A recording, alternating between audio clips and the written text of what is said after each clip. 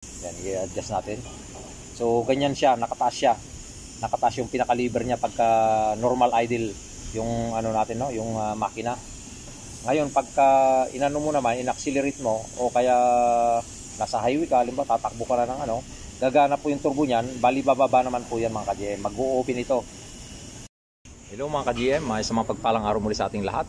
Like and share po yung ating mga videos para magkaroon ng dagdag kaalaman din yung iba at idea na rin, lalo na sa mga baguhan na mekaniko at ganoon din sa mga car owner, no. Ito po, mayroon akong i-demo sa inyo.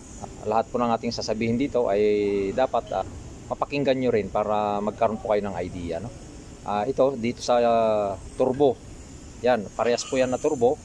Bali ano po ito, parehas lang sila, no. Sa Nissan Urban or Nissan NV350, ito po yung turbo nila, no.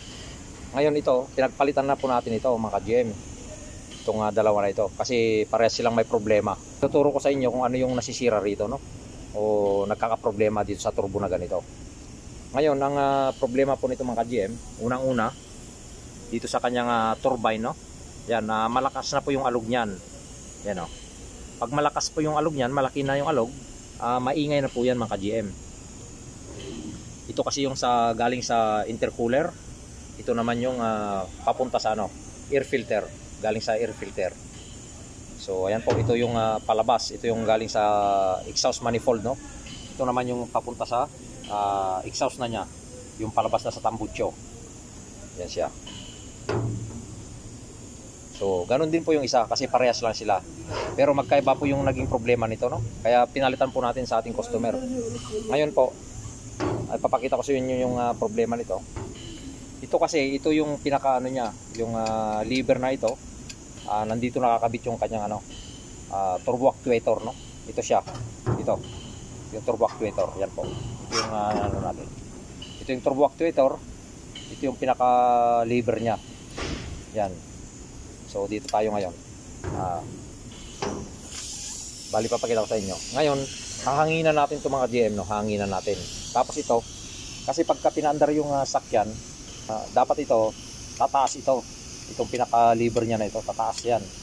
Ibig sabihin pagka pinandar mo, tataas yan, tapos naka-idle lang siya. Ganun lang siya.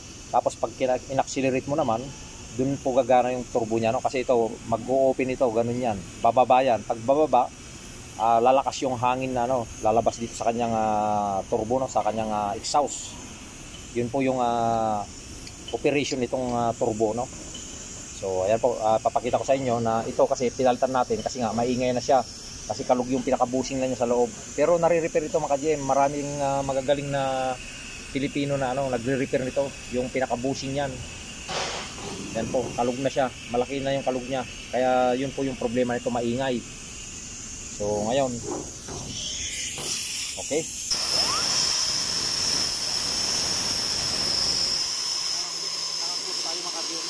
Bali normal po siya. Ngayon, pag binaba natin yan, lalakas. Lalakas na kasi bibilisin naman natin ito.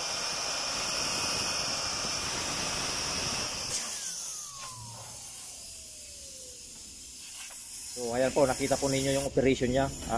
Umiikot po yung pins niya, no? Mabilis yung pag-ikot. Pagka binaba po kasi natin yan, bali open throttle na yun mga ka-GM. Mag-open throttle siya. Pagka naka-idle, nakataas itong kanyang pinaka-lever dito. Kasi yung nagpapagana dito, yung kanyang turbo actuator dito na nakakabit, no?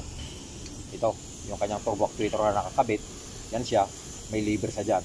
I-adjust natin. So ganyan siya, nakataas siya. Nakataas yung pinaka-lever niya pagka normal idle yung natin, no, yung makina. Ngayon pagka inano mo naman, in-accelerate mo o kaya nasa highway ka, halimbawa tatakbo ka na ng gagana po yung turbo niyan, bali bababa naman po yan mga ka-GM. Mag-o-open ito. Gagana itong turbo natin. Ngayon, itong isa na ito, ang problema niya, malaki na yung kalog niya sa bushing. Tapos, ang problema din niya, yung kanyang turbo actuator, yung ganito. Sira na po siya mga ka-GM. Kaya yung customer natin, nagpalit ng buo. Kasama na yung nagpalit ng buo, kasama yung kanyang turbo actuator dito. Ito namang isa, okay pa to mga ka-GM. Ayos pa yan. Kasi ito, wala pa siyang kalog. Walang kalog yung kanyang pinaka-turbine. Ang problema naman ito, itong turbo actuator, wala silang makuhang pyesa. Kasi pwede ring i-repair to eh. Pinatanggal ng customer natin, naghahanap siya ng turbo motor dito kasi may pinaka-motor yan, yun yung nagpapagana dito sa kanyang ano dito, gear, yan yung plastic na gear, no? Yun yung gumagana diyan. Eh ang problema, wala siyang makitang pinaka ano nito, dinamo, yung dynamo niya dito wala siyang makita. Yun kasi ang sira niya mga ka-GM. Sira na yung dynamo niya, kaya hindi na po siya gumagana. Yun naman ang problema nito sa turbo actuator. Pero itong pinaka-turbo niya mismo, itong turbine niya, okay pa yan. So ngayon, ito naman yung pinaka-motherboard niya dito na nakakabit yan. No? Nakakabit yan. Ganyan yung itsura niyan. Kasi dito nakakabit yung connection niya. No? So kaya ang nagiging dahilan lang ng turbo, dalawang klase lang. Bali, maingay, busy niya.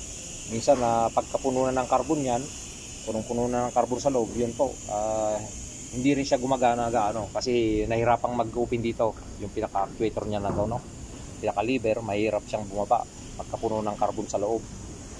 Yan po. Bali, pagkasira yung kanyang turbo actuator lang yung papalitan. Pagka ito naman, eh, talagang buo na yung papalitan mo pagka nasira yung turbo. So, ayan po, sana nagkaroon kayo ng konting idea sa aking paliwanag, no? Maraming salamat po sa patuloy na support at panonood sa aking mga video. GM Autotech.